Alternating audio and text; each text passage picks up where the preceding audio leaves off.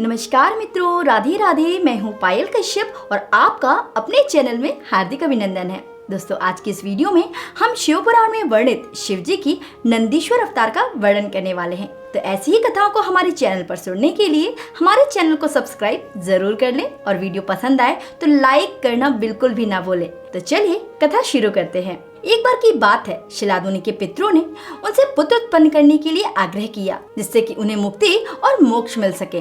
तब शिलाद मुनि ने भी भक्ति पूर्वक उनका उद्धार करने की इच्छा से पुत्रोत्पत्ति का निश्चय कर शिवलोक को गए और अपने मन को स्थिर कर दृढ़व्रत वाला होकर इंद्र को उद्देश्य करके बहुत समय तक कठोर तप किया, जिससे कि इंद्रदेव संतुष्ट हो उन्हें वर देने के लिए उनके समक्ष प्रकट हो गए और उनसे बोलते हैं, हे मुनिवर, मैं आपसे प्रसन्न हूँ, आप इच्छित वर मांगे। इंद्रदेव को देखकर शिलाद मुनि की प्रसन्नता का कोई ठिकाना न रहा।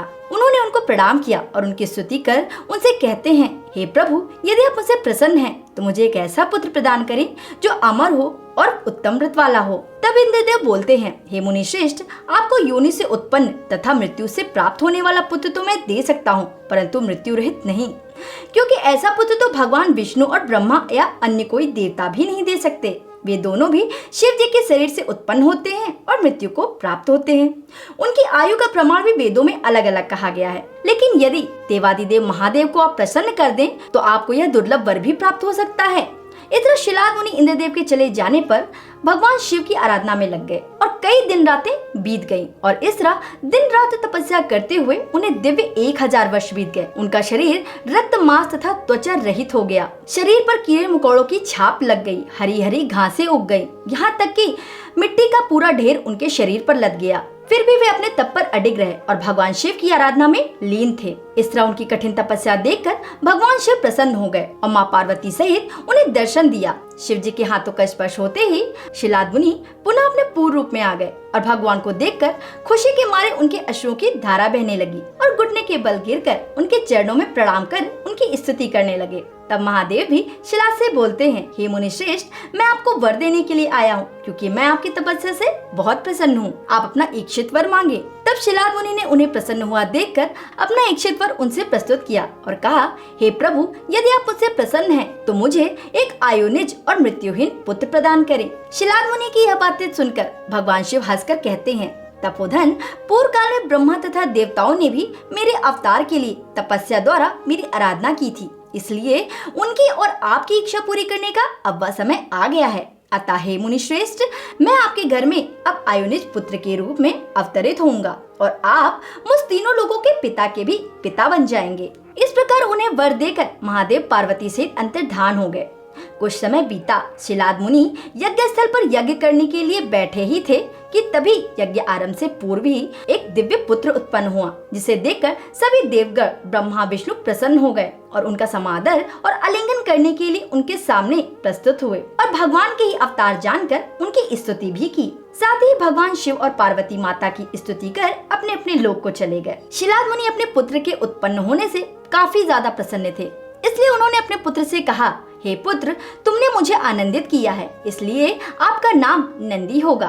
फिर नंदी को लेकर शिलाद मुनि अपने पर्णकुटी में आ गए। इसके बाद 5वें वर्ष में शिलाद मुनि ने संगोपांग वेदों तथा संपूर्ण शास्त्रों का अध्ययन उन्हें कराया और एक दिन जब वे वेदों का अध्ययन कर ही रहे थे, तब शिव जी की आज्ञा से मित्र और वरुण नाम के 2 मुनि नंदी से मिलने आए। तब उनका 7वां वर्ष लगा हुआ था। मित्र और वरुण मुनि को देखकर शिलाद मुनि और नंदी ने उनकी काफी आवभगत की। उनका आदर सत्कार देखकर मित्र और वरुण काफी प्रसन्न हुए और नंदी की ओर देखकर शिलाद मुनि से कहते हैं कि हे मुनि श्रेष्ठ, नंदी जैसा संपूर्ण शास्त्रों में पारंगत हमने अभी तक नहीं देखा, किंतु एक दुख की बात है, इसकी आयु शीघ्र ही समाप्त होने वाली है या इसकी आयु का अंतिमवां वर्ष चल रहा है। यह कहकर वे मुनिगण अपने लोक को चले गए। तब क्या था, शिलाद मुनि ऐसी बातें सुनकर अधीर से हो गए और जमीन पर गिर पड़े और अपने पुत्र के हाथों को पकड़कर कहने लगे, हे पुत्र, तुम्हारी अल्पायु है, यह जानकर मैं शोक में डूबता जा रहा हूँ। कृपा कर मुझे कोई ऐसा उपाय बताओ जिससे कि मैं तुम्हें मृत्यु रहित कर सकूं। तब नंदी अपने पिता की ऐसी हालत देखकर उन्हें ढाढ़स बंधाते हुए कहते हैं, हे पिताजी, मुझे अल्पायु नहीं होगी, क्योंकि जिसके ऊपर महादेव का हाथ हो उसे अल्पायु प्राप्त नहीं हो सकती, इसलिए आप अपने शोक को त्याग दें और मुझे वन में जाने की आज्ञा दें, जिससे कि मैं भगवान शिव की आराधना कर उन्हें प्रसन्न कर आपके शोक को दूर कर सकूं। अपने पुत्र की बातों पर विश्वास करके उन्होंने अपने पुत्र को वन में जाने की आज्ञा दे दी। फिर वे नंदी वन में निर्जन स्थान पर आसन लगाकर धीरता पूर्वक रुद्र मंत्र का जप करने लगे और इस तरह उन्हें तप करते हुए कई वर्ष बीत गए। नंदी के द्वारा इस तरह की गई तपस्या से महादेव अति प्रसन्न हुए और माता पार्वती सहित उन्हें दर्शन दिया। महादेव के दर्शन पाकर नंदी की आंखों से आंसुओं की धारा बहने लगी। यहाँ तक कि वे भक्ति में इतने लीन थे कि वे बोल पाने में भी असमर्थ थे। परंतु महादेव तो अंतर्यामी हैं, वे तो सबके मन की बात जानते हैं। उन्होंने भी नंदी के मन की सारी इच्छाओं को जान लिया और उससे कहते हैं, हे पुत्र, मैं तुम पर प्रसन्न हूँ, अतः तुम मुझसे इच्छित वर मांगो। महादेव के वचन सुनकर नंदी बोलते हैं, हे प्रभु, यदि आप मुझ पर प्रसन्न हैं तो मेरे पिता का शोक दूर कीजिए। मेरी अल्प आयु की बात सुनकर वे दिन रात शोक में डूबे जा रहे हैं। नंदी की ऐसी बातें सुनकर महादेव हंसकर बोलते हैं, नंदी, तुम तो पहले से ही मृत्यु को जीत चुके हो। मैंने ही तुम्हारे और शिलाद मुनि की परीक्षा के लिए उन दोनों मुनियों को भेजा था। अतः हे नंदी, तुम तो मेरे ही समान, मेरा ही स्वरूप हो, फिर तुम्हें मृत्यु का भय कैसा? अतः तुम तो अपने पिता एवं सुहृदजनों के सहित अजर अमर दुख रहित होकर मेरे गणपति हो गए हो। हालांकि भगवान शंकर ने नंदी से प्रसन्न होकर उसे पहले ही बहुत सारे वरदान दे दिए थे, परंतु फिर भी नंदी के मन में एक वर प्राप्ति की इच्छा थी, जिसे कि अंतर्यामी भगवान ने समझ लिया और नंदी से कहते हैं कि यदि तुम्हें और भी कोई वर प्राप्त करने की इच्छा हो तो तुम उसे कह सकते हो।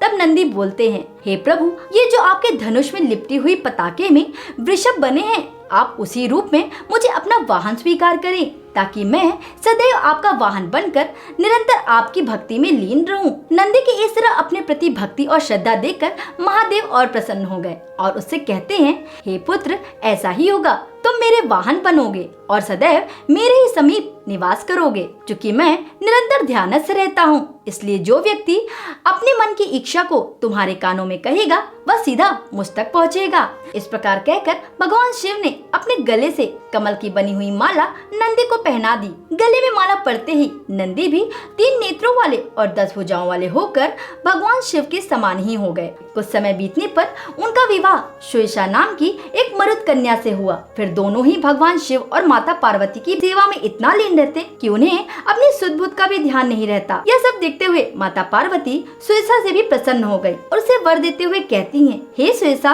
मैं तुम्हारी भक्ति और सेवा से अति प्रसन्न हूँ, इसलिए मैं तुम्हें 3 नेत्रों वाली तथा जन्म मृत्यु से रहित होने का वर देती हूँ। तो मित्रों, जो व्यक्ति इस नंदी अवतार को सुनता है, सुनाता है, पढ़ता है या पढ़ाता है, वह इस लोक में सुख भोग कर परलोक में भी मोक्ष प्राप्त करता है। तो मित्रों, अगर आपको यह कथा पसंद आई हो तो इसे लाइक जरूर करें और भी अगर आपके मन में कोई इच्छित वीडियो है जिस पर आप कथा सुनना चाहते हैं तो वो भी कमेंट सेक्शन में आप लिख कर दे सकते हैं। हम शास्त्रों में ही वर्णित जो कथाएं होती हैं उन्हीं को आपके सामने प्रस्तुत करते हैं। तो चलिए, आज के लिए बस इतना ही। नमस्कार, राधे राधे, जय महाकाल।